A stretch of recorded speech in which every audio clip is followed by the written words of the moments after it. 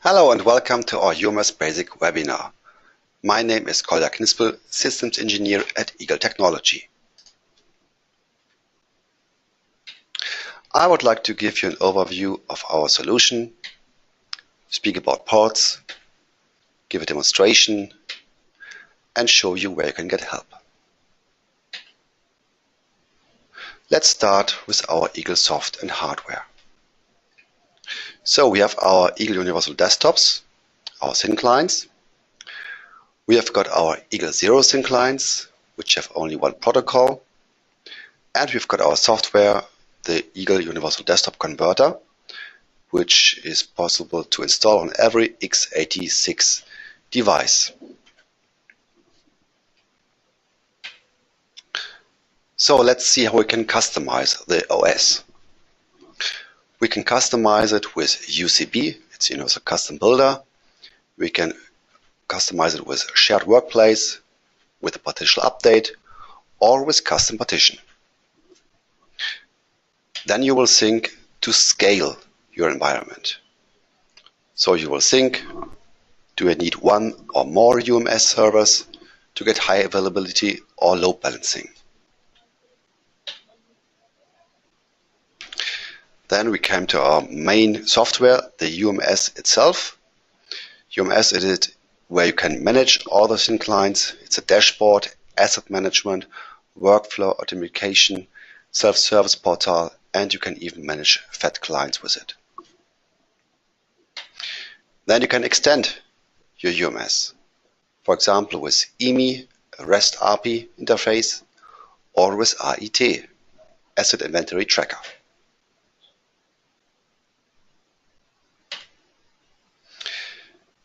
I would like to show you how the communication is done. So you need several ports which have to be opened in your firewall, inbound and outbound, or you shut up your firewall at your Windows firewall.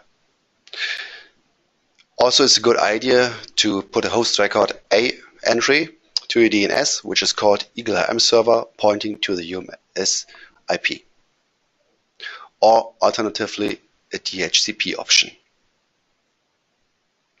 You can see also that we have a web server, a Tomcat web server, so it's also a good idea to have it standalone, the UMS, or to be sure that you won't have another web server running on your UMS on the same port. UMS, as you can see, can work with all the thin clients, hardware and software.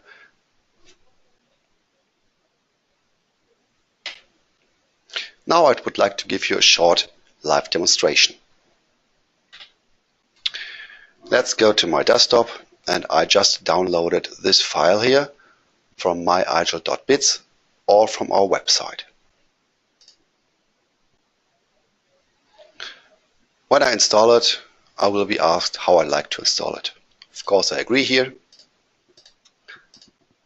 And here I'm asked how to install. So the standard UMS, with console, with embedded database, or do I only want to have the console? So normally I will start with this, and later on when I want to access the UMS by remote, I will install the same package, but will say only the console to access from Windows 8 or Windows 10 machine, for example. If I've got a big environment, I will choose high availability network. I already installed it, so I will cancel here. Before I start, I will open a program which is called the RM admin tool. You will find it at your hard disk where you installed it, program 86, IGEL remote manager, RM admin.exe.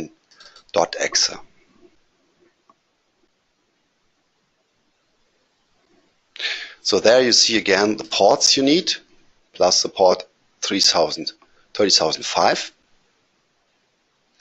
You will see the possibility to make backups if you want to migrate, for example, from one UMS server to another. And you will have the point for data source. So you can use our embedded database, which is a Derby database, or you can have another database like Oracle or SQL database. You can also do this later on and just copy from the embedded database to a SQL server, for example. That's no problem. You can change the password here and optimize the database also. Okay, let's close this program and go to the main program, the console. The console is Java based. You can access, as I said, with the console or just by browser.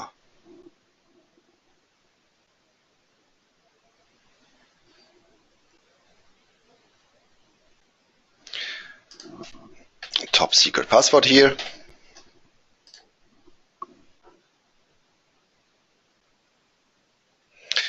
Yeah, that's the main thing about the UMS.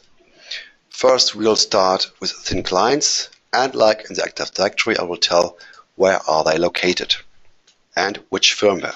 So, for example, I've got Linux devices here. Well, we also have Windows device, but I've got Linux device, so LX for Linux. Then I will go on and say new directory, where is it located? So I'm in Bremen, so Bremen, and then the IT department. IT, all right. I can even copy it, and so if I've got Windows devices, it's very easy to have them also there.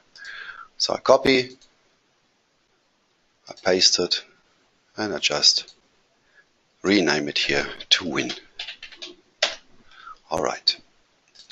So when I have this structure, I can already search for my thin clients. I do this by the radar button, search in my local IP range, if so.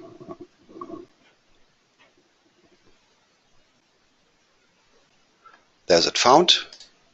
No certificate, so it will say, so far it hasn't talked to any UMS. And I bring it to my directory. Alright, we were registered. That's good. No problem with the firewall, so I get OK here, because firewall is off. And yeah, so that is. Now I can go and rename it. So IGEL 01. IGEL 01. Alright. So now I want to have this name also at the DNS. For this, UMS can help me. Just need to go here, administration, go to thin client network settings and bring this mark here. Normally there's no mark, so bring this mark here. And so the UMS will tell the DNS what the name is, and by the next restart, it will be the host name of the device. Save it, and we close the site again. Yes. All right. So these attributes are free. I can fill in as I like to. I even can do more of them myself. The lower side is filled out by the machine. Technical data.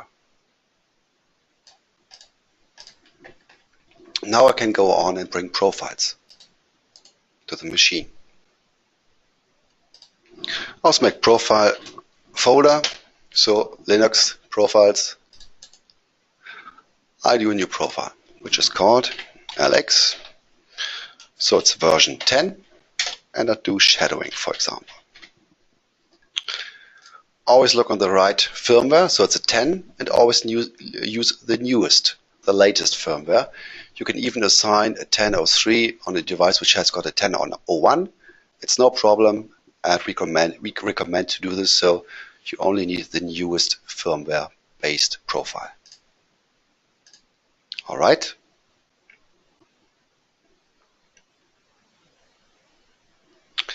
So I said I want to shadow. I allow it. Default is no more active because I made it blue here. I can even scale the factor.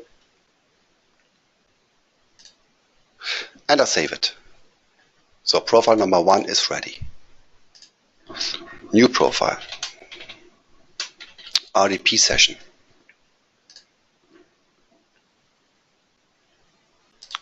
Session, RDP session. With a plus, I'm doing a new session. I can change the name here. server IP, log on maybe the gateway, the domain, and I'll save it. Desktop integration is already there. Start menu, application launcher desktop, I will get an icon there. Fine for me. Okay, profile number 2 is ready. And I do the last profile, which is for German language.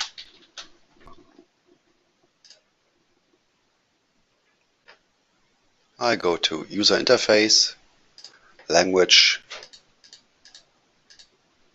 Alright, so 3 profiles. I can now take the profiles and drag and drop them to the folder.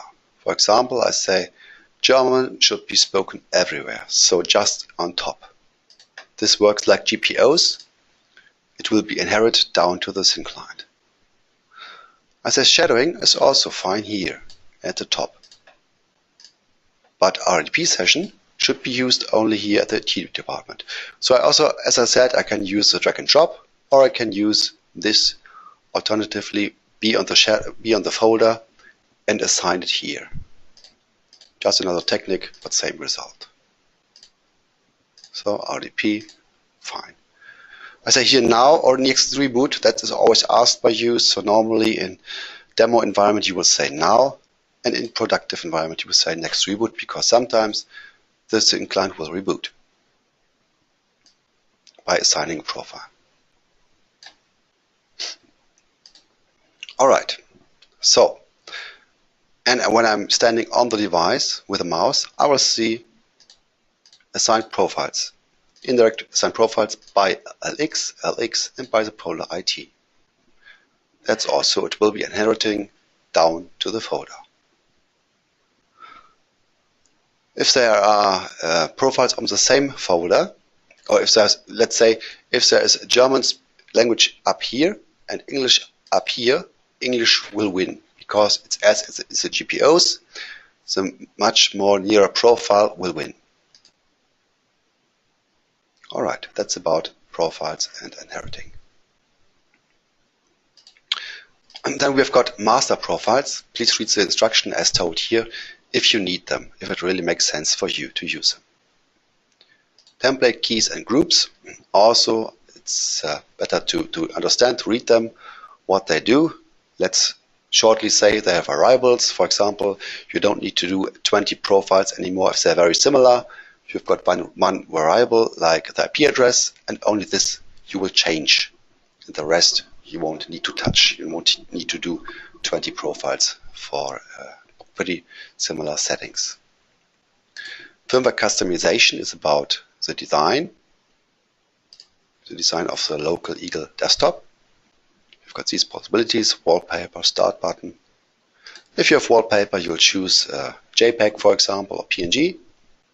Upload it to our WebDAV folder. Our WebDAV folder is the folder UMS file transfer, which is also used for firmware updates. And that's the reason why we are having a Tomcat server, because he's monitoring this folder, and that's the WebDAV folder.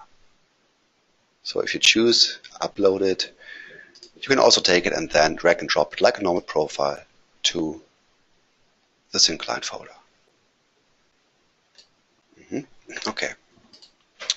We have got shared workplace. Shared workplace is used if you have got several users working on one device. So you connect, normally you connect profiles to a machine. Here you connect profiles to a person, which is logging in by Active Directory credentials, and then it is connected to this person. So, for example, first person is having an RDP session, and the second person is logging in and is getting a Citrix server connection. You can also change rooms and take your session with you. Views, make a new view. Very easy one is online. You can also ask for firmwares and so on and so on. So these possibilities you have, we say online, next, that are online. We can create the view or narrow it, say maybe only in the folder Bremen, but we say now everywhere he should search. There's my device. If I want to see more attributes, I will go here in this menu and say, I don't need the MAC address or I don't need the product, but I would like to see the boot time. Alright, I can take this view and export it, for example, save here as this format for Excel. These are views. Now jobs. A new scheduled job is, for example, update, shutdown, or reboot. I will do a shutdown. For example, always at 6 p.m. the devices should shut down every day, and it should depend on the IT department. Here's a nice thing. I also can connect a job to a view. So for example, if I had a view where I asked for old firmware, and I connect this view with the old firmware to the job update. That's also possible. Now I do the shutdown on the IT department and I finish it. Alright. That's about jobs. Files are normally used or often used for certificates. If you want to use the certificate, be sure you export it in the format base64. Then you import it here. I have one for demonstration. This is this. And I will make sure it's common. If it is common, the thin client knows where to bring it, to which folder, and it is well for receiver and for the browser. Alright, import it, and then again I can take it by drag and drop and bring it to a folder. Bring it to a folder of thin clients, of course. Like here. Alright, then I've got the firmware update section. Very easy, I check for firmware updates. UMS is checking which devices do I have and suggesting some firmwares. So I say, okay, that's mine, the newest one, good. Please download, and again it is downloaded to the UMS file transfer folder. You can also look here into the text for release notes. Nice thing. And I download it. So when it's already downloading, or while it's downloading, I can assign it to a folder. For example, the IT folder. Say now. So now it's only a profile which is assigned. The really update process will only start when I have a job or when I do it like this. Update or update on shutdown. The lower three ones are used for IGEL Windows devices. The upper ones for IGEL Linux devices.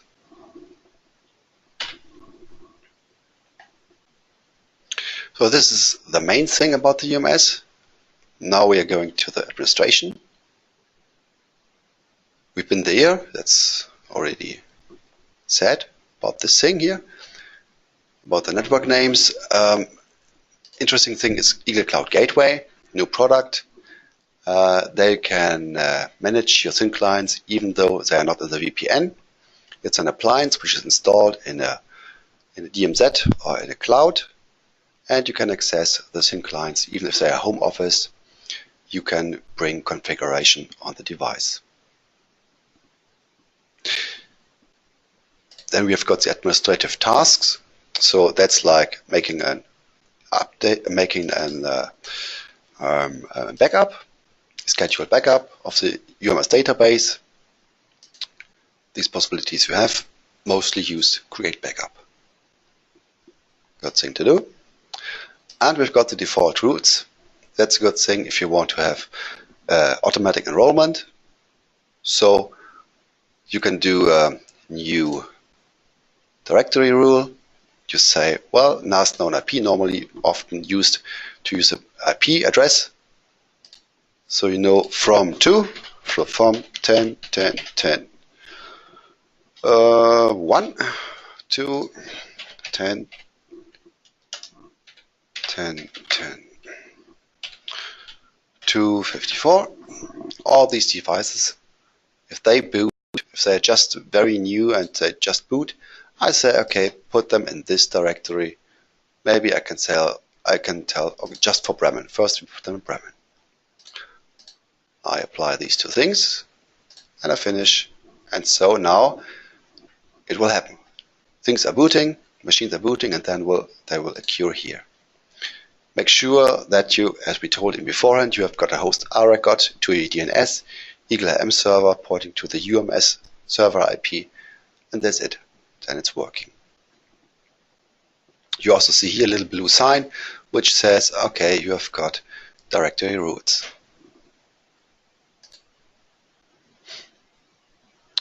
Yeah, okay, I think that was already a lot of information.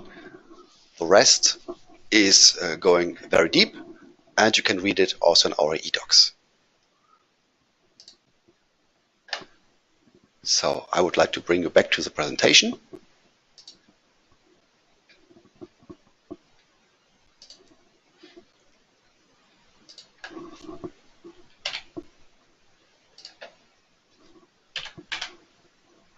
So live demonstration, just showed it. So as I said, if you have got more information, you can go to edocs.igel.com or to our tech channel igel.com, where you can find videos.